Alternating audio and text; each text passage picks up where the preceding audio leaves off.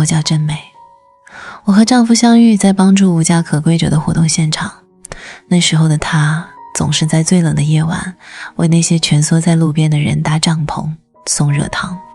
他的温柔和正直让我一下子就心动了，我们自然而然走到一起。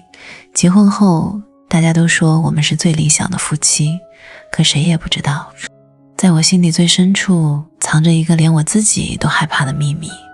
我渴望被彻底支配，渴望被粗暴对待，渴望被当成一件毫无价值的玩具被人肆意使用，弄脏扔掉，那种被当垃圾一样玩弄到崩溃的感觉才是我真正的欲望。我害怕丈夫知道后会轻蔑地离开我，所以我一直把这个秘密深深埋在心底，每天都假装自己是个善良温柔的妻子。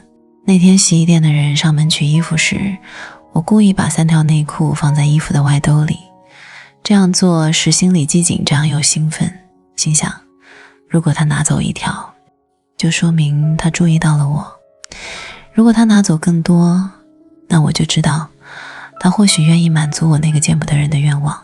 当衣服还回来的时候，发现只剩下1条了，我的心狂跳不止。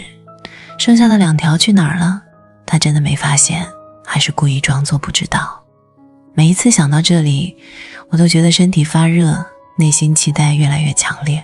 终于那天他闯进了我家，门被粗暴推开的那一刻，我吓得全身发抖，赶紧后退几步，哭喊不要，住手。他没有理睬我，只是眼神像野兽一样盯着我。我拼命推他的胸口，我告诉自己不能让他得逞，我应该报警。我是丈夫的妻子，怎么能做这种事？可他一把抓住我的手腕，粗暴地把我按在沙发上，沙发垫子冰凉地贴着我的后背，衣服被他粗鲁地扯开，凉凉的空气瞬间拂过我的皮肤。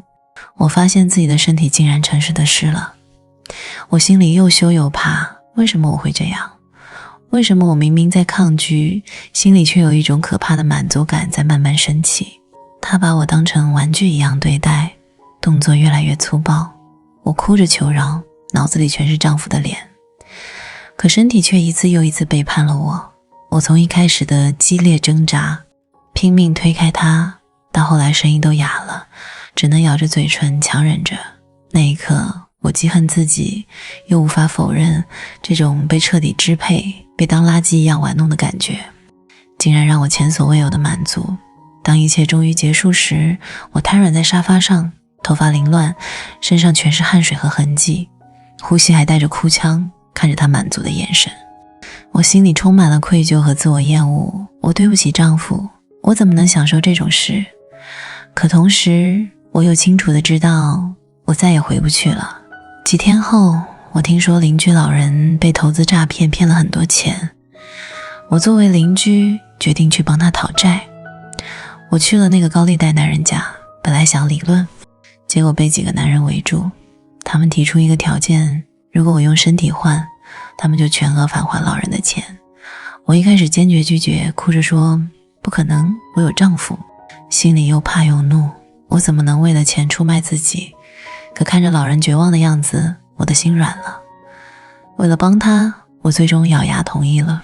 当他们把我按在床上时，我又一次哭喊不要，拼命挣扎。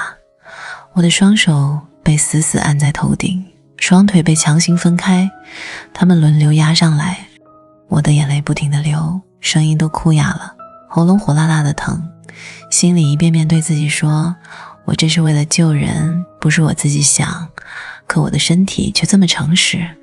那种被多人粗暴对待的感觉像潮水一样把我淹没，疼痛和屈辱混在一起，却又混杂着一种无法言说的快感。我咬紧牙关，强忍着一切，脑子里全是丈夫的脸和老人的绝望，房间里回荡着我的哭声和他们的喘息。我感觉自己像一件被随意丢弃的玩具，尊严被一点点撕碎。可奇怪的是，当一切结束时，我躺在床上看着天花板，心里竟然升起一种前所未有的空虚和满足。从那天起，我知道我已经彻底沉沦了。我的秘密不再是秘密，它正在一点点把我吞噬。也许这就是我真正的样子。